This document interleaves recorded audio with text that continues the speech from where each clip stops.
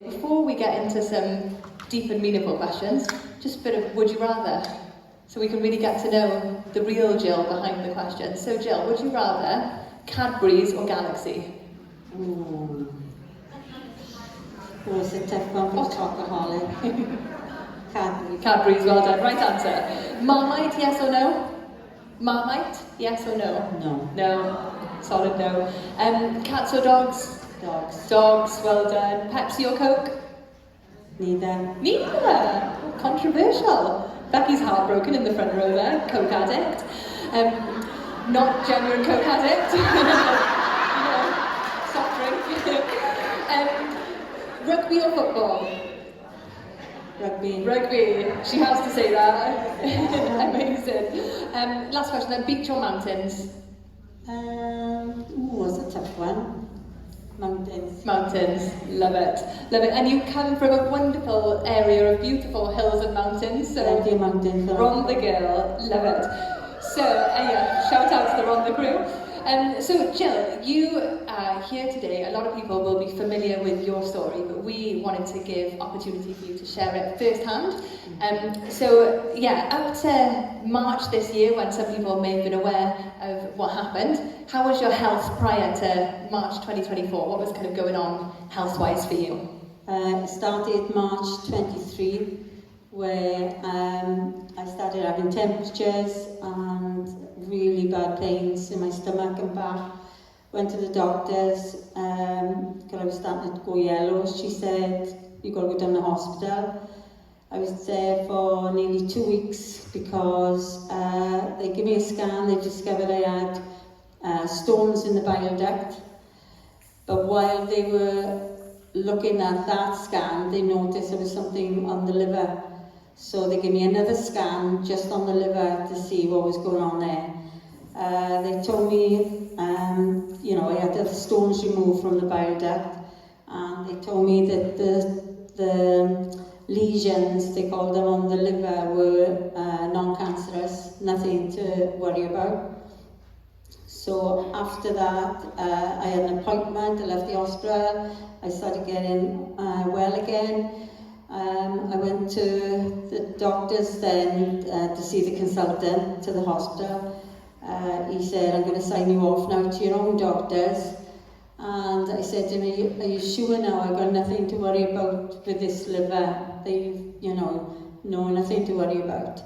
So I came from there, praise the Lord, we thought, great, let's go on a holiday with the family, let's enjoy life.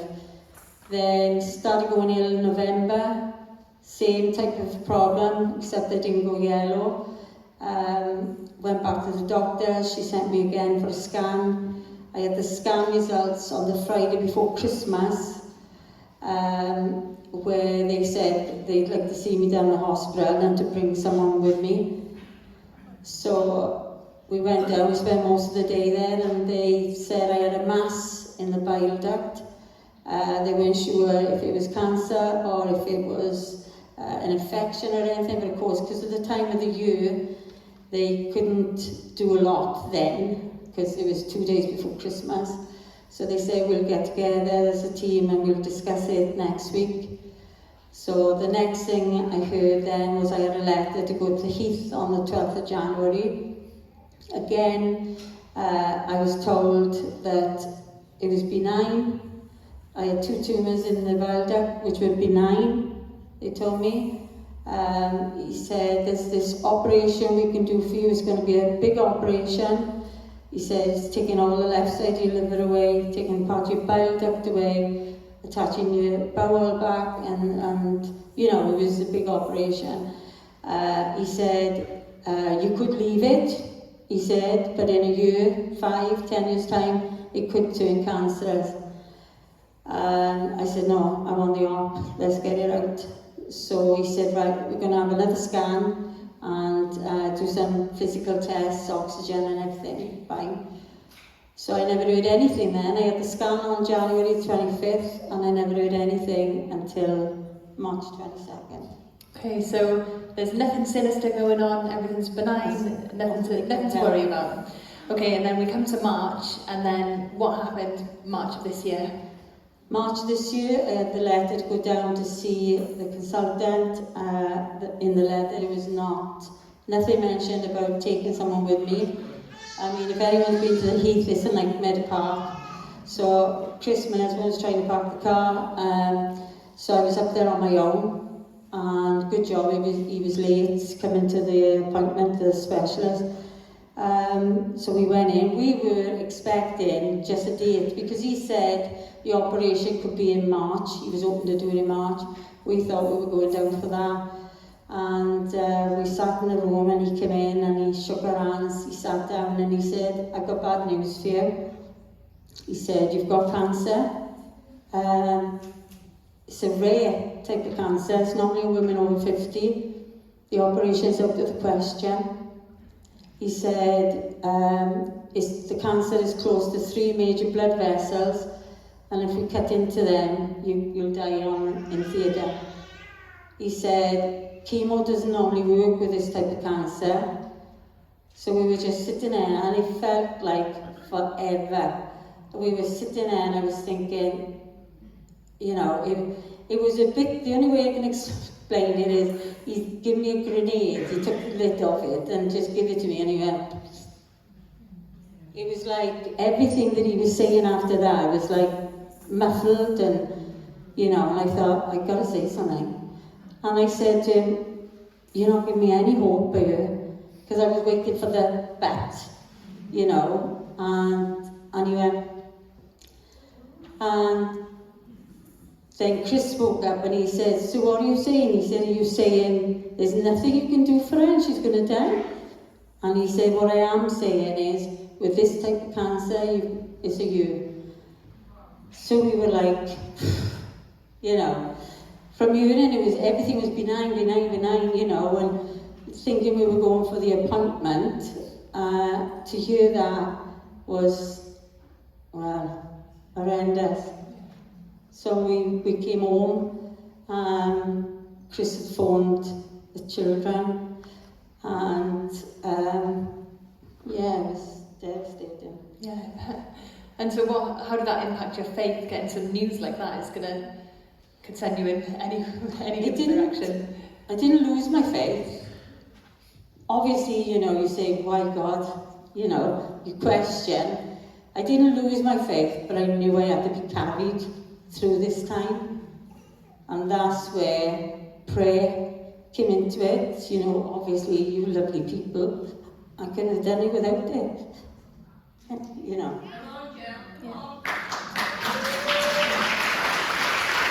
So, yeah, I mean, a few days after that diagnosis, Becky posted on Cariad, and many people from all different church backgrounds rallied around Jill and around the family to be united in prayer, like we talked about this morning, being united in prayer. And just like the paralysed man that's friends brought him to Jesus, you had friends that brought you to Jesus, and prayed for you, and people brought you to Jesus. And so how did that impact your faith, seeing friends united in prayer around you, people from your local church, people from the global church, people who knew you well and people who didn't know you at all? How did that impact you? People have been absolutely incredible for me. Obviously, because I was struggling, the prayers were enormous for me, but people came to my house and prayed. I was hurt.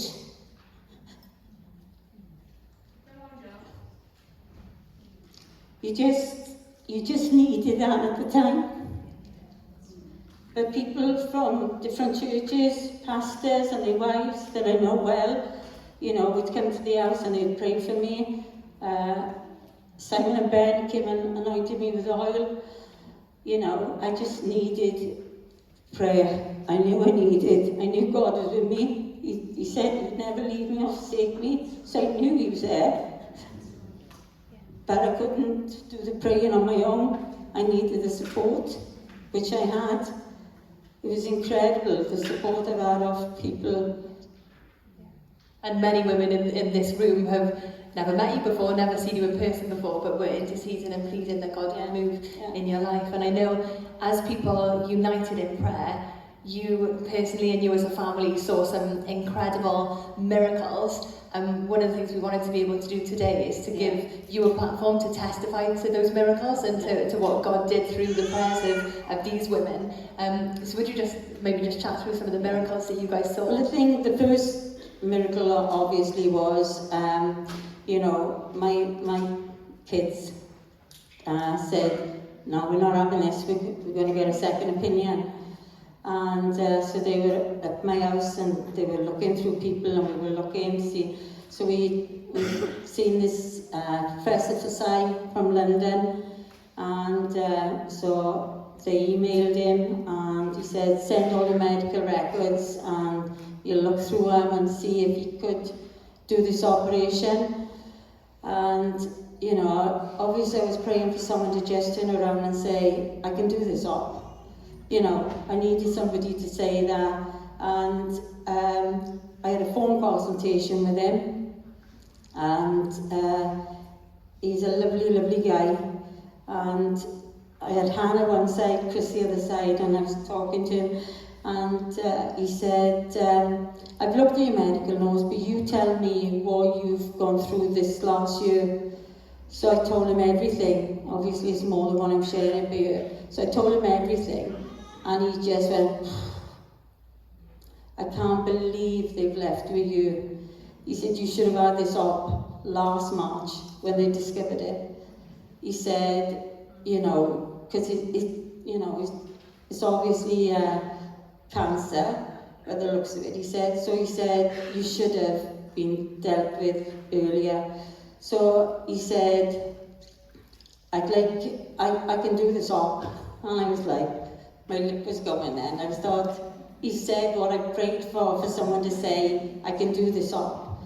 He said, I can do this op. He said, I'd like you to come up next week and see me. I'd like to do my own scan of bloods, and we'll discuss it then, if you want me to. I said, I definitely want you to do it.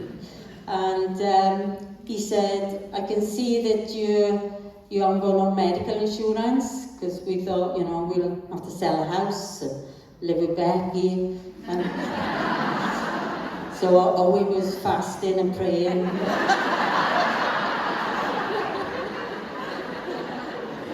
So he said, I can see that you haven't got no insurance. He said, I'm going to arrange for you to go on NHS England, so you won't have to pay for a thing.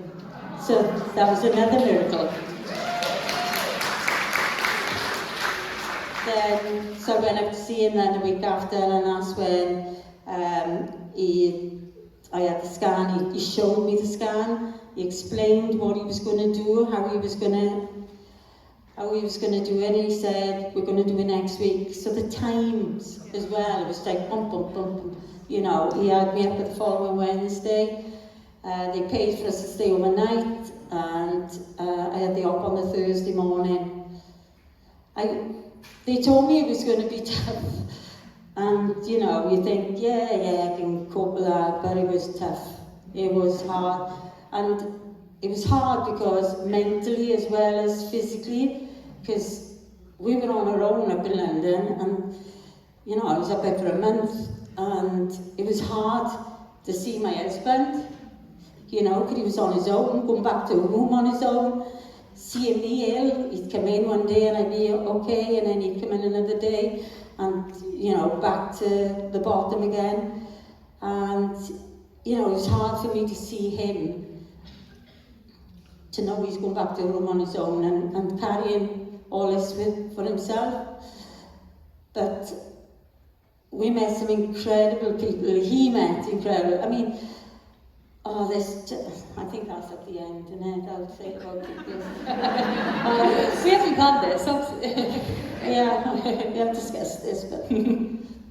Amazing. So there's so many different miracles. I mean, the speed that it happened, and the fact that someone from Wales is able to just hop onto NHS England, like those things they don't just happen every day. Like this is miracles that people have been praying for. We've seen just God providing in so many incredible ways. And so as well as people just uniting in prayer around you, you just started to allude a bit to some of the practical love that people showed you as well, and just that sense of the church being united in prayer, yes, but also united in love, just practically getting alongside you, caring for you and supporting you. So I know you were just about to share it, but do you want to go on and just share a little bit about that? We obviously, because we were up in London, and you know, for Chris to stay up there is really costly and things. But we know a lovely couple, John and Ann Thomas from Swansea. John rang around all the churches up there and asked would they be willing for Chris to park his car, because they were charging £25 a night to stay in the hotels and things up there. And a church came forward and said he can park his car in there as long as we need to, which was lovely of them. So Chris was going to that church on a Sunday then, so he got to know the pastor, and he got to know the South African couple, David and Felicity, which again brought joy to me, because they invited Chris for supper with them a couple of times. So I knew he was seeing people and chatting and having a break. Yeah, they were lovely, and the church was brilliant. But what really got me as well was, like, you know, apart from the people who was coming to the house and praying for me, and it was the people that donated money, people that don't know me, people who do, but the gifts from some people were incredible. I'm looking for one of them. But you know, that, I was like this when Becky said, so-and-so is giving this donation, so-and-so is donated, and it was so kind, and we felt so blessed. I will never ever forget that kindness. And also for John and Anne, on the day that I had the diagnosis, going back to that day, they drove all the way up from Swansea to come up and pray over me, and they drove all the way back home, and you're talking about 80-year-old people by here, you know, and they just drove back home, but they just wanted to come and pray over me, that everything would be all right. And I'm just talking, I've remembered everyone. Yeah, amazing. And so, hoping everything would be all right, what's the diagnosis today? Cancer-free.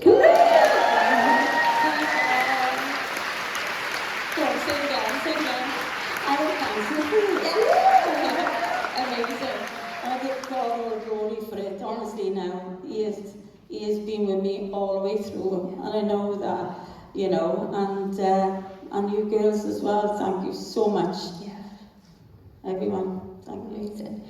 And yeah, it's just so exciting to be here today, and for you to be able to testify to a room full of women, many of whom know you, many of whom don't, but just to be able to testify that yeah, we prayed and that there's been a miracle, and that you are here cancer-free, having been told you had a year to live. Yeah. We're now, 6-8 months into that year, where, it's incredible. I'm on chemo tablets at the moment. You have some rough days, and then I just talk to myself and say, man up, you know, you could have, you know, what could have happened, and where you are now, take them, you know. Amazing.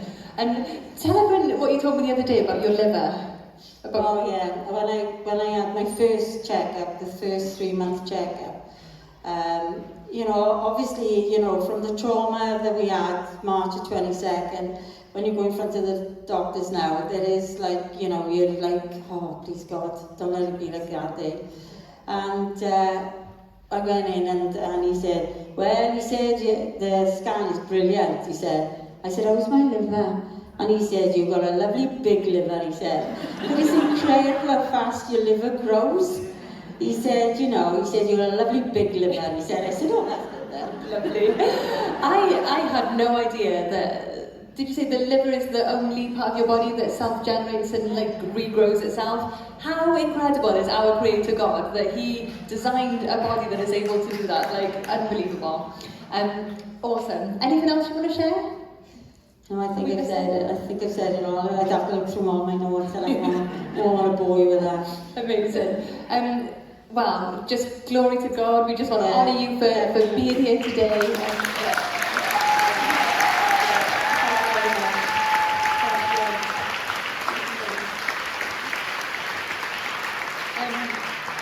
yeah, we're just thrilled that it could have been a very different story, and we get to be here. And we recognise, like Becky shared this morning, like James's story was very different to Peter's, and it could have been a very different story. But we want to grieve the James moments, but we also want to give glory for the Peter moments. And so, yeah, we just want to give God the glory. We were coming home on Tuesday from, I just had a scan again, it was all clear. And we were coming on Tuesday and I said, let's put the Christmas records out. So me and Chris driving home from London, singing the Christmas carols in November, which he would never do normally. So everything is like a party now, let's do it celebrate, yeah. Let's have fish and chips, yeah. Love it, amazing.